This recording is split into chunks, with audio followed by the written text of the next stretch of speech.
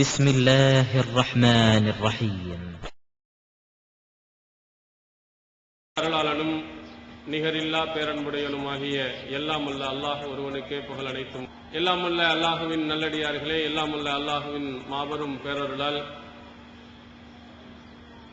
அவன் கடமையாக்கிய நோன்பை நிறைவேற்றி நபிகள் பெருமானார் ஸல்லல்லாஹு அலைஹி வஸல்லம் அவர்கள் காட்டித் தந்த ஒரு தொழுகையையும் நிறைவேற்றியவர்களாக நாம் இங்கே அமர்ந்திருக்கிறோம். இந்த நன்னாளில் நபிகள் பெருமானார் ஸல்லல்லாஹு அலைஹி வஸல்லம் அவர்கள் ஒரு மகிழ்ச்சிக்குரிய, ஒரு சந்தோஷத்திற்குரிய ஒரு நாளாக இந்த நோன்பு பெருநாளை அல்லாஹ்வின் தூதர் அவர்கள் நமக்கு சொல்லியிருக்கிறார்கள். நபிகள் பெருமானார் அவர்களுக்கு இடையூறாக, அவர்களுக்கு கஷ்டத்தை ஏற்படக்கூடிய நிகழ்ச்சிகள் இந்த நாளில் ஏற்பட்டிருந்தாலும் கூட அல்லாஹ்வின் தூதர் அவர்கள் அதை ஏற்றுக்கொண்டு மற்றவருடைய மகிழ்ச்சிக்காக அதை விட்டுக் கொடுத்தும் இருந்திருக்கிறார்கள். சஹீஹுல் புகாரியில் நாம் பார்க்கிறோம், நபி ஸல்லல்லாஹு அலைஹி வஸல்லம் அவர்கள் தன்னுடைய வீட்டில் படுத்துக் கொண்டிருக்கும் போது அன்சாரிகளை சார்ந்த 2 சிறுமிகள், அவர்கள் பாடகிகளும் கிடையாது, ஆனாலும் ஆரம்ப காலத்தில் பாஸ் என்று சொல்லக்கூடிய ஒரு போர்க்களத்தை பற்றிய கவிதைகளை நபிகள் பெருமானார் ஸல்லல்லாஹு அலைஹி வஸல்லம் அவர்கள் பக்கத்திலே பாடிக்கொண்டிருக்கிறார்கள். ஆனால் ரசூல் ஸல்லல்லாஹு அலைஹி வஸல்லம் அவர்களுக்கு அதை விரும்பவில்லை. அவங்களுடைய குரலோ அல்லது செய்தியோ தெரியவில்லை. ஹவ்வல வஜ்ஹஹு, அல்லாஹ்வின் தூதர் அவர் தன்னுடைய முகத்தை திருப்பிக் கொள்கிறார்கள். சில அறிவிப்புகளில் தன்னுடைய முகத்திலே துணியையும் போட்டுக் கொள்கிறார்கள். இதை பக்கத்தில் இருந்த அபூபக்கர் சித்தீக் ரலியல்லாஹு அன்ஹு அவர்கள் கவனித்து அந்த 2 சிறுமிகளையும் அதட்டுகிறார்கள். அப்ப ரசூல் ஸல்லல்லாஹு அலைஹி வஸல்லம் அவர்கள் பார்த்து சொன்னார்கள், அந்த சிறுமிகளை ஒன்றும் சொல்லாதீர்கள். ஏன்? இன்னலி கௌமின் ஈதன் வ இன்ன ஈதனா ஹாதல் யௌம். ஒவ்வொரு கூட்டத்தினர்களுக்கும் ஒரு பண்டிகை நாட்கள் இருக்கிறது. நம்முடைய ஈதாக, பண்டிகை நாளாக இந்த நாள் இருக்கிறது. எனவே இந்த சந்தோஷத்துக்குரிய நாளில் அவர்களை ஒன்றும் செய்யாதீர்கள் என்று அல்லாஹ்வின் தூதர் அவர்கள் சொல்லியிருக்கிறார்கள். அப்ப ரசூலுல்லாஹி ஸல்லல்லாஹு அலைஹி வஸல்லம் அவர்கள் இந்த நாளை மிகவும் மகிழ்ச்சிக்குரிய, ஒரு சந்தோஷத்திற்குரிய ஒரு நாளாக காட்டியிருக்கிறார்கள். இந்த மகிழ்ச்சியும் சந்தோஷமும் இந்த ஒரு நாளில் மட்டும் இல்லாமல் 365 நாட்களும் வருடம் முழுவதும் இந்த மகிழ்ச்சி நமக்கு தொடர வேண்டும். நம்முடைய மகிழ்ச்சி இன்னும் அதிகரிக்க வேண்டும். நமக்கு மத்தியில் அன்பும் பாசமும் அதிகமாக வேண்டும். இதை அல்லாஹ்வின் தூதர் அவர்கள் இந்த பெருநாளுக்கு மட்டுமல்ல, முஸ்லிம்களாக இருப்பவர்கள் அனைவர்களிடத்திலேயும் அன்பும் பாசமும் அதிகரிக்க வேண்டும் என்பதை பல கட்டங்களில் நமக்கு உணர்த்தியிருக்கிறார்கள். ஆனால் இன்று நீங்கள் பார்க்கலாம், அண்ணன் தம்பிகளுக்கு மத்தியில் சந்தோஷம், மகிழ்ச்சி இல்லை. கணவன் மனைவிக்கு மத்தியில் இல்லை. அதே போன்று சக நிர்வாகிகளுக்கு மத்தியில் இல்லை. பிள்ளை பெற்றோர்களுக்கு மத்தியில் கூட இல்லை. அவர்களுக்கு மத்தியில் மனக்கசப்புகளும் சண்டைகளும் நிறைந்திருப்பதை நாம் பார்க்கிறோம். ஆனால் அல்லாஹ்வின் தூதர் அவர்கள் இந்த மாதிரி மனக்கசப்புகளும் சண்டைகளும் உங்களுடைய உள்ளங்களிலிருந்து நீக்கப்பட்டு அன்பும் பாசமும் அதிகரிக்க வேண்டும் என்பதை பல கட்டங்களில் சொல்லியிருக்கிறார். சஹீஹுல் புகாரியில் பார்க்கிறோம், லா தபாகலு வலா தஹாசது வலா ததாபரு கூனு இபாதல்லாஹி இஹ்வானா. நீங்கள் ஒருவருக்கொருவர் கோபம் கொள்ளாதீர்கள், பொறாமை கொள்ளாதீர்கள், பிணங்கிக் கொள்ளாதீர்கள், அல்லாஹ்வுடைய அடியார்களாக, சகோதரர்களாக நீங்கள் ஆகிவிடுங்கள் என்று அல்லாஹ்வின் தூதரவர்கள் இந்த சமுதாய மக்கள் அனைவர்களுக்கும் உணர்த்தினார்கள். உங்கள்கிட்ட கோபம் அதிகரிக்க கூடாது, பொறாமை வரக்கூடாது, பிணக்கம் ஏற்படக்கூடாது. நீங்கள் அனைவரும் சகோதரர்கள் என்ற அந்த பாச உணர்வு உங்களுடைய உள்ளத்தில் அதிகரிக்க வேண்டும் என்று சொன்னார்கள். அந்த பாச உணர்வை நாம் அதிகரிக்கவில்லையானால், நம்மிடத்தில் பிணக்கம் அதிகமாகி, சண்டைகள், பிரச்சனைகள் அதிகமாகி, நமக்கு சந்தேசங்கள் குலைந்து விடுமானால் நமக்கு கிடைக்கக்கூடிய மிகப்பெரிய ஒரு இழப்பு, நம்முடைய அமல்கள் எல்லாம் நிறுத்தப்பட்டுவிடும். சொர்க்கத்திற்கு போவதனுடைய வாசல்கள் அடைக்கப்படுவதற்கு உரிய நிலைமை ஏற்படும் என்று அல்லாஹ்வின் தூதர் அவர்கள் நமக்கு எச்சரிக்கை செய்திருக்கிறார்கள். சஹீஹ் முஸ்லிமில் நாம் பார்க்கிறோம், துஃப்தஹு அபுஆபுல் ஜன்னா யௌமல் இஸ்னைனி வல் ஹமீஸ். சொர்க்கத்தின் வாசல்கள் திங்கள் கிழமையும் வியாழக்கிழமையும் திறக்கப்படுகிறது. இன்று கூட திங்கள் கிழமை தான். இந்த நாளையில் அல்லாஹ் என்ன செய்கிறான்? இந்த அடியார்களுடைய அமல்களை பார்க்கிறான். இந்த அடியார்களுடைய அமல்களை பார்த்து எல்லாருக்கும் அல்லாஹ் மன்னிப்பை வழங்குகிறான்.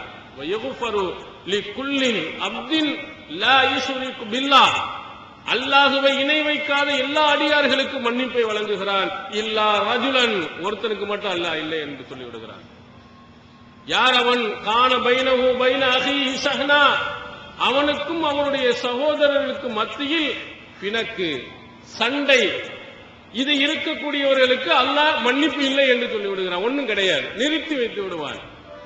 எந்த சகோதர சகோதரிகளுக்கு மத்தியில் சண்டை ஏற்பட்டு இருக்குமோ அவர்கள் அல்லாஹ்விடத்தில், யா அல்லாஹ் என்னுடைய பாவத்தை மன்னித்து விடு, என்னை சொர்க்கத்தில் இணைத்து விடு என்று எந்த கோரிக்கை வைக்கின்ற பொழுதும் அல்லாஹ் நிறுத்திவிட்டு சொல்வானாம், அன்லிரு ஹாதைனி ஹத்தா யஸ்தலிஹா, இந்த ரெண்டு பேரும் நல்நிலையை, இணக்கமான நிலையை வருகின்ற வரையிலையும் நிறுத்திவிடுங்கள், அதுவரையும் பார்த்துக் கொண்டிருங்கள் என்று அல்லாஹ் சொல்லி விடுவான் என்ற செய்தியை சஹீஹ் முஸ்லிமில் நாம் பார்க்கிறோம்.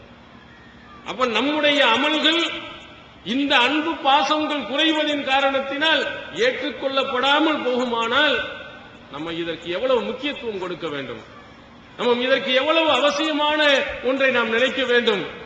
ஆனால் நம்மிடத்திலே அந்த அன்பு பாசம் தொடர்ந்து குறைந்து வந்து கொண்டிருப்பதை நாம் பார்க்கிறோம். அல்லாஹ்வின் தூதர் அவர்கள் இதை இன்னும் கொஞ்சம் கூடுதலாகவே சொன்னார்கள். சஹீஹ் முஸ்லிமில் நாம் பார்க்கிறோம், வல்லதி நஃப்ஸு பியதிஹி, என்னுடைய உயிர் எவன் கைவசம் இருக்கிறதோ அவன் மீது சத்தியமிட்டு சொல்லுகிறேன், லா ததுகுலுல் ஜன்னத ஹத்தா துமினு, நீங்கள் ஈமான் கொள்கின்ற வரையிலேயும் சொர்க்கத்துக்கு போக முடியாது. ஈமான் இல்லைன்னா சொர்க்கத்துக்கு போக முடியாது.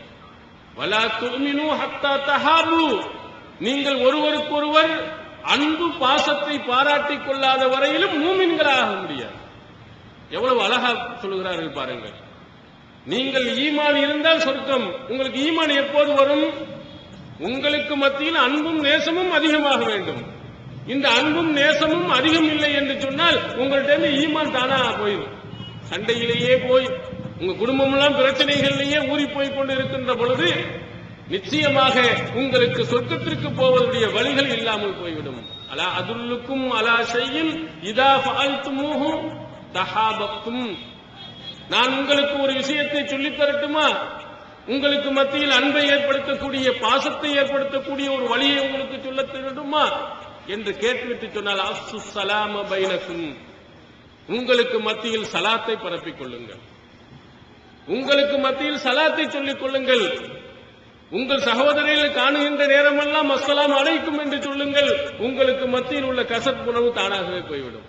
ஒரு மந்திர சொல்லாக இல்லாமல் சலாம் என்பது பாதுகாப்பு உங்களுக்கு ஏற்படட்டும், அல்லாஹ்வின் அருள் ஏற்படட்டும் என்ற கருத்திலே நீங்கள் ஒவ்வொரு தடவையும் உங்களுடைய சகோதரியை பார்க்கும் பொழுது, உங்களுடைய சகோதரனை பார்க்கும் பொழுது நீங்கள் சொன்னீர்களேயானால் உங்களுக்கு மத்தியில் இருக்கக்கூடிய அந்த கசப்புணர்வு இல்லாமல் போய் அன்பு ஏற்பட்டு ஈமான் ஏற்பட்டு சொர்க்கத்திற்கு போக முடியும் என்று அல்லாஹ்வின் தூதர் அவர்கள் நமக்கு அழகாக சொல்லி இருக்கிறார்கள். அப்ப அன்பும் பாசமும் நம்முடைய வாழ்க்கையில் இணை பிரியாதாக இருக்க வேண்டும்.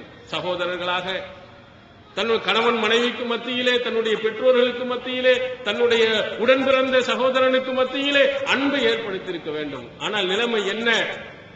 திருமணம் முடிகின்ற நேரத்தில், திருமணம் முடிந்து விட்டாலே பல குடும்பங்கள் பலவிதமாக சிதறி போய்விடுகிறது. ஒரு மாதம் 2 மாதங்களிலேயே குடும்பத்தில் பெரிய பிரச்சனைகள், பூகம்பங்கள் ஏற்பட்டு விடுகிறது. தந்தை இறந்து விட்டார் என்று சொன்னால் அண்ணன் தம்பிகளுக்கு மத்தியிலே சண்டைகள், பிரச்சனைகள் ஏற்பட்டு விடுகிறது. பக்கத்து வீட்டில் இருக்கக்கூடியவர்களிடத்தில் கூட அன்பு இல்லாமல் ஒருவர் இன்னொரு பக்கம் முகத்தை திருப்பிக் கொள்ளக்கூடியதை நாம் பார்க்கிறோம். ஒரு சிறு குழந்தையினால் ஏற்படக்கூடிய பிரச்சனையின் காரணத்தினால் வருடக்கணக்கில் பேசாமல் இருப்பவர்களை நாம் பார்க்கிறோம். இதெல்லாம் தொடருமானால் இந்த உலக விஷயத்திற்காக, மார்க்கத்திற்காக புறக்கணிப்பது, மார்க்கத்திற்காக எதிர்த்து நிற்பது, அதை இஸ்லாம் வரவேற்கிறது. உலக விஷயங்களுக்காக, ஒரு சில்லறை பிரச்சனைக்காக வேண்டி உங்களுக்கு மத்தியில் பாச பிணைப்புகளை நீங்கள் உடைத்துக் கொண்டு போவீர்களே, ஆனால் சொர்க்கத்தினுடைய வாசல்களை உங்களுக்கு அடைக்கப்பட்டுவிடும். அப்ப கேட்கலாம், அவனை பற்றி உங்களுக்கு தெரியுமா? எவ்வளவு பேசியிருக்கிறான் தெரியுமா? எவ்வளவு கோபப்பட்டு இருக்கிறான் தெரியுமா? எவ்வளவு எங்களை கேவலமான முறையில் நடந்திருக்கிறான் தெரியுமா எங்களுக்கு சூடு இல்லையா, சுரணை இல்லையா, வெக்கம் இல்லையா, மானம் இல்லையா, எப்படி அவனோடு நாங்கள் பேச முடியும் என்றெல்லாம் நீங்கள் கேட்கலாம். கோபம் வரலாம், கோபப்படுகின்ற போது நடக்கலாம், கோபப்படுகின்ற போது சிலர்கள் நடப்பார்கள், தன்னுடைய கோப தீயை தூண்டி விடுவார்கள், பிரச்சனையை அதிகமாக்குவதற்கு காரணமாக கூட அவர்கள் இருப்பார்கள். அப்போது கோபம் வராமல் எந்த மனிதனும் இருக்க மாட்டான். இஸ்லாம் கோபம் வரும் என்றுதான் சொல்கிறது. உங்களுக்கு ஆத்திரம் வரும் என்றுதான் சொல்கிறது. அவனை பார்க்கும் பொழுது பார்க்காம முகத்தை திருப்ப வேண்டும் என்றுதான் இருக்கும். ஆனால் அதற்கும் ஒரு அளவை இஸ்லாம் சொல்லுகிறது. லா யஹில்லு லிமுஸ்லிமின் ஐ யஹ்ஜுர அஹாஹு ஃபௌக ஸலாஸ். தன்னுடைய சகோதரனை 3 நாட்களுக்கு மேல் கோபித்து புறக்கணித்து நீ இருக்கக்கூடாது. உன் கோபத்தை பூரா 3 நாளை வச்சு தீர்த்துக்க. முகத்தை திருப்பி கொள்வாயா, 3 நாள் வச்சுக்க. பேசாமல் இருப்பாயா, 3 நாள் இருந்துக்க. உன் கோபத்தை எவ்வளவுலாம் காட்டினா அதிகபட்சம் 3 நாள். அதற்கு பிறகு நீ சகஜ நிலைக்கு உள்ளே வந்துவிட வேண்டும். உன்னுடைய திரும்ப கோபத்தை தணித்து விட்டு அன்பையும் பாசத்தையும் நீ எடுத்துச் சொல்ல வேண்டும். இதற்கு மேல உனக்கு எந்த அனுமதியும் இல்லை என்று நபிகள் பெருமானார் ஸல்லல்லாஹு அலைஹி வஸல்லம் அவர்கள் இந்த சமுதாயத்திற்கு சொல்லியிருக்கிறார்கள். யார் இதை பேணியிருக்கிறார்கள்? வெளியிலே போனால் கடைகளுக்கு திடீரென்று எட்டி பார்ப்பார், உள்ள ஒரு மாதிரியான ஆள்பா, உடனே வாங்க, இல்ல இல்ல நான் அப்புறம் வரேன்னு அப்படி திரும்பி போயிடுவார். ஒருவர் இன்னொருவர் நுழைகின்ற பொழுது உடனே வேகமாக கிளம்பி போய் விடுகிறார். ஓஹோ, அவன் இருக்கிறானோ அப்படின்னு திரும்புகிறான். ஒருத்தர் முகத்தை இப்படி திருப்பி கொள்கிறான், அவன் அந்த பக்கம் திருப்பி கொள்கிறார். இதே ரசூலுல்லாஹி ஸல்லல்லாஹு அலைஹி வஸல்லம் அவர்களும் சொன்னார்கள். இந்த கோபத்தின் காரணத்தினால் 2 பேர் பிரிந்து விட்டு இவன் அந்த பக்கம் திரும்புகிறான், அவன் இந்த பக்கம் திரும்பிக் கொள்கிறான். தன்னுடைய கோபத்தை காட்டுகிறானாம், தன்னுடைய ஆத்திரத்தை காட்டுகிறானாம். ஒருவரை பார்க்கின்ற போது சலாம் சொல்வதில்லை, கை குலுக்குவதில்லை. இப்படி தன்னுடைய விரிசல்களை அதிகமாக்கிக் கொண்டே போபவர்களை நாம் பார்க்கிறோம். அல்லாஹ்வின் தூதர் அவர்கள் சொன்னார்கள், நாம் நினைக்கிறோம் நாங்கள் எத்தனை பேர்களிடத்தில் அன்போடும் தான் இருக்கிறோம், பாசத்தோடும் தான் இருக்கிறோம். ஏன் எங்களிடத்தில் அன்பு காட்டியவர்களுக்கு அன்பு காட்டவில்லையா, பாசம் காட்டவில்லையா என்று கேட்கலாம். ரசூல் ஸல்லல்லாஹு அலைஹி வஸல்லம் அவர்கள் இதுதான் உறவை பேணுவது அல்லன்னு சொன்னாங்க. சஹீஹ் புகாரியில் பார்க்கிறோம், லைசல் வாசிலு பில் முகாஃபி. பதிலுக்கு பதில் உபகாரம் செய்வது, உறவாடுவது உறவை பேணுவது அல்ல. உங்களுக்கு நிறைய அன்பு காட்டுகிறார், நிறைய பொருள்களை வாங்கி தருகிறார், உங்கள் மீது அக்கறையாக இருக்கிறார், அவர்கிட்ட போய் நெருக்கமாக இருப்பது அது இயற்கையா எல்லாத்துக்கும் வரும். இது உறவை நான் பேணுகிறேன் என்பது அல்ல. அன்போடும் பாசத்தோடும் இருப்பவரோடு சேர்ந்து இருப்பதை அல்லாஹ்வின் தூதர் அவர்கள் உறவை பேணியவன் என்று சொல்லவில்லை. வலாகின்னல் வாசில் அல்லதி குத்தியத் ரஹ்முஹு வஸலஹா. அவன் உறவை துண்டிக்கின்ற நேரத்தில் அப்பொழுதும் போய் உறவு பாராட்டுகிறானே, அவன் தான் உறவை பேணியவன் என்று நபி ஸல்லல்லாஹு அலைஹி வஸல்லம் அவர்கள் சொன்னார். நம்மள்கிட்ட பார்க்க மாட்டேங்கிறான், பேச மாட்டேங்கிறான், திரும்பிக் கொள்கிறான், ஒரு மாதிரியா நடக்குகிறான், அவனிடத்துல கூட 3 நாள் வரையும் உங்க கோபத்தை அதிகபட்சமாக காட்டிவிட்டு நீங்கள் போய் அன்பு செலுத்துவீர்களானால், அவர்கள்ட்ட பேசுவீர்களே, ஆனால் உறவை நீங்கள் பேணுகிறீர்கள் என்று அல்லாஹ்வின் தூதர் அவர்கள் சொன்னார்கள். அதனால் தான் சொன்னார்கள் இன்னொரு இடத்திலே, இப்படி சண்டை போட்டுக் கொண்டு இருப்பவர்கள் சிறந்தவர் யார் தெரியுமா? கைருஹுமா யப்தஉ பிஸ்ஸலாம். அந்த 2 பேர்ல சலாத்தை கொண்டு முதல்ல போய் எவன் போகிறானோ அவன் தான் அல்லாஹ்விடத்தில் சிறந்தவனாக இருப்பான்.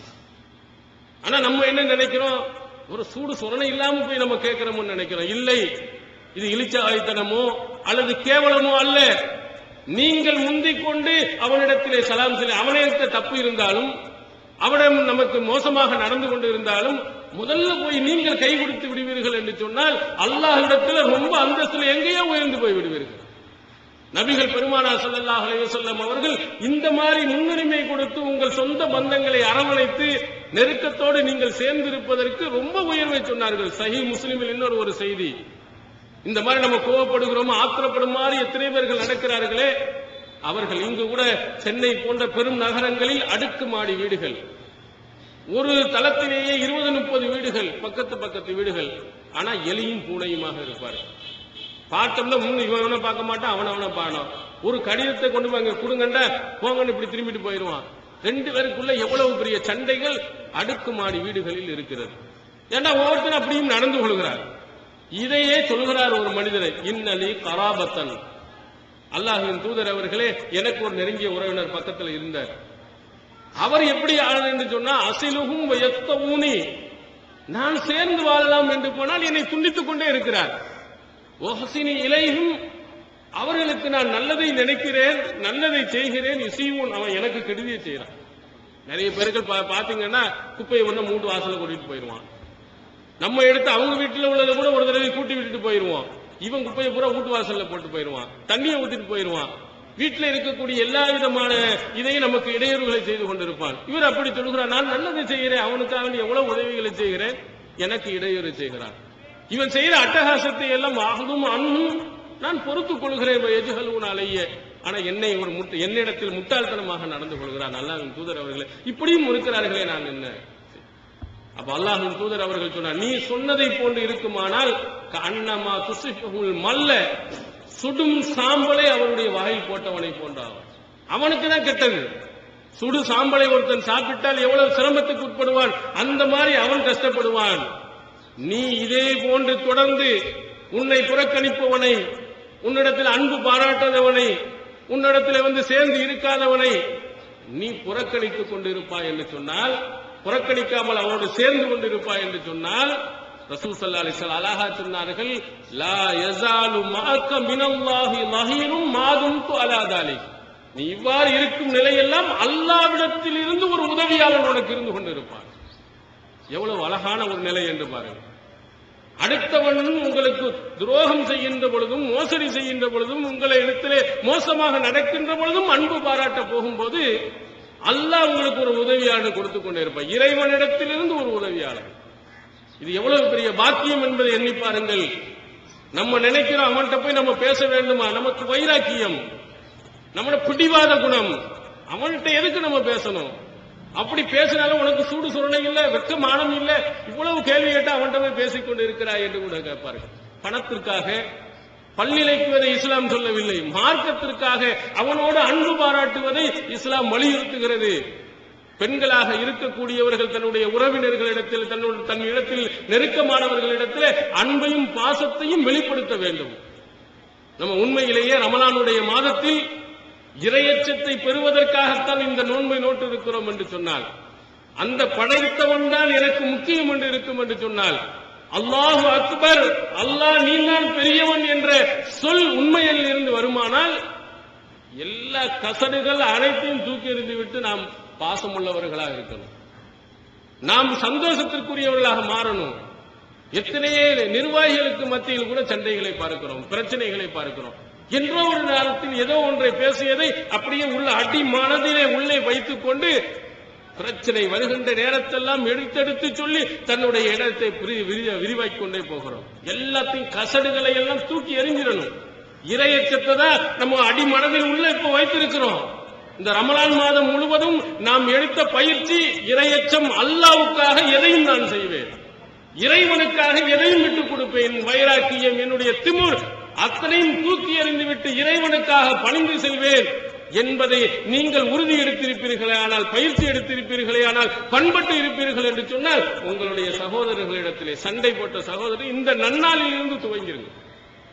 ஏன்னா உங்களுடைய அமல்கள் அங்கீகரிக்கப்படணும், அல்லாஹ்விடத்திலே மன்னிப்பு பெற வேண்டும், சொர்க்கத்தை பெற வேண்டுமானால் உங்க பக்கத்து வீட்டில் சண்டையா இருந்தா போய் சலாம் சொல்லி முசாஃபா கொடுங்க. உங்க உறவினர்கள் ரொம்ப ரொம்ப முக்கியம். லா யதுகுல் ஜன்னத்த காத்திமுன், குடும்ப உறவை முறித்தவன் சொர்க்கத்திற்கு போக முடியாது என்று அல்லாஹ்வின் தூதர் அவர்கள் கடுமையாக எச்சரிக்கை செய்திருக்கிறார்கள்.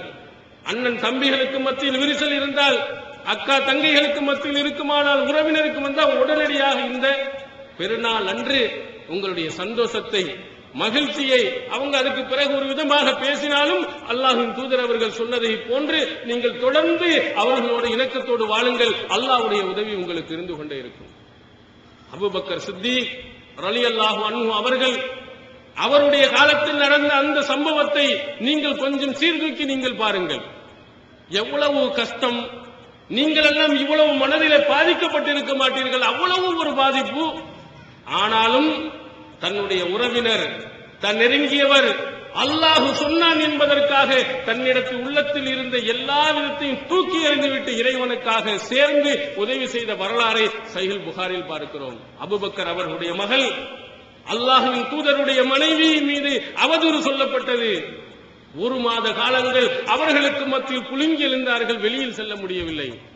அன்னை ஆயிஷா சித்திகா ரலியல்லாஹு அன்ஹா அவர்கள் சொல்லுகிறார்கள், அந்த ஒரு மாதத்தில் அல்லாஹ்வின் தூதர் அவர்கள் பேச்சை கேட்கின்ற பொழுது சொல்லுகிறார், கலச தமி, என்னுடைய கண்களில் இருந்து கண்ணீரெல்லாம் வற்றிவிட்டது.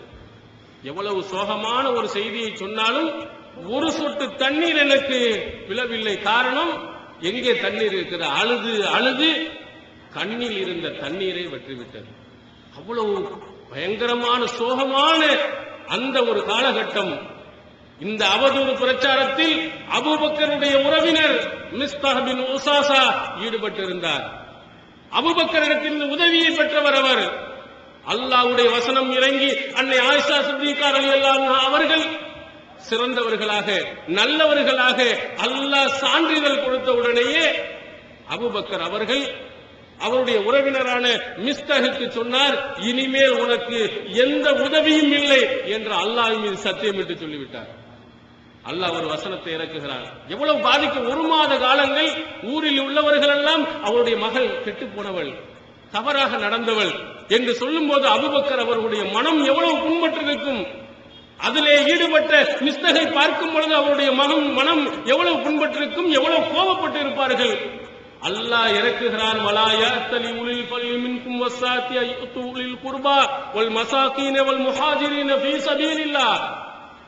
அல்லாஹ் சொல்கிறான், வசதி படைத்தவர்கள் செல்வந்தர்கள் உங்களுடைய உறவினர்களுக்கு, ஏழைகளுக்கு, அல்லாஹ்வின் பாதையில் ஹிஜ்ரத் செய்தவர்களுக்கு உதவி செய்ய மாட்டோம் என்று சத்தியம் செய்யக்கூடாது.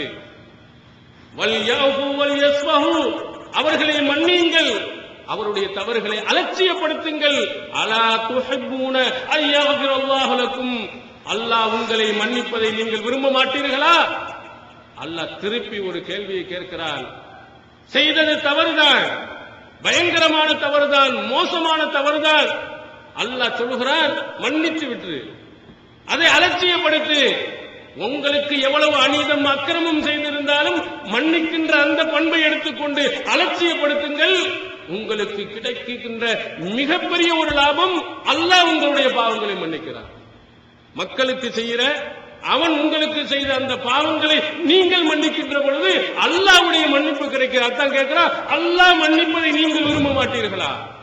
நீங்க போய் கேட்கிறீங்க, அல்லாஹ் நான் தப்பு செஞ்சுட்டேன் என்னை மன்னிச்சிரு. நீங்கள் கேட்கும் போது அல்லாஹ்வுடைய மன்னிப்பை நான் தருகிறேனே, ஏன் அவன் தவறு செய்கின்ற போது மன்னிக்க மறுக்கிறீர்கள்? நான் உங்களுடைய தவறுகளை அலட்சியப்படுத்துகிறேனே, ஏன் ஒரு மனிதன் செய்கின்ற தவறை நீங்கள் அலட்சியப்படுத்த மறுக்கிறீர்கள் என்று அல்லாஹ் கேட்டவுடன் உடனே தன்னுடைய உள்ளத்தில் இருந்த மிஸ்தஹ் மீது உள்ள வெறுப்பு, கசப்புணர்வு தூக்கி எறிந்துவிட்டு, வல்லாஹி இன்னி உஹிப்பு அய்யஃபிரல்லாஹு லீ, அல்லாஹ் என்னுடைய பாவங்களை மன்னிக்க வேண்டும் என்று ஆசைப்படுகிறேன், அதைத்தான் விரும்புகிறேன் என்று திரும்பவும் அவருக்கு உதவி செய்கிறார். யாருக்கு? தன்னுடைய மகளின் மீது அவதூறு சொன்னவருக்கு. எப்படிப்பட்ட பண்பாடு பக்குவப்படுத்தி இருக்கிறது என்று பாருங்கள்.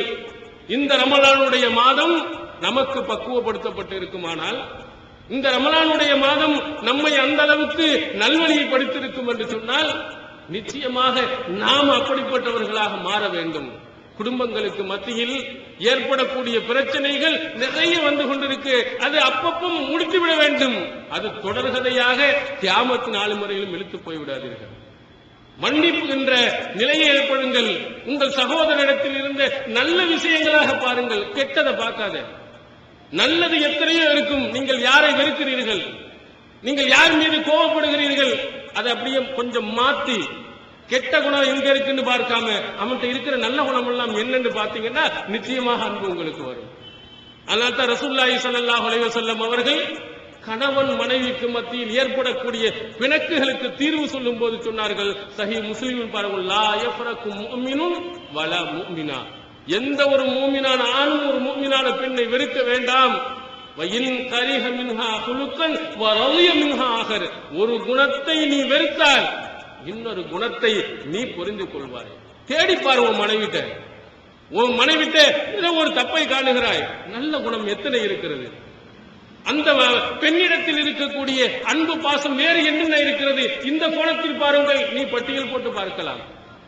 நிறைய அல்லாஹ் வச்சிருக்க, எல்லாத்தையும் 100% கெட்டவனாக அல்லாஹ் படைக்கவில்லை.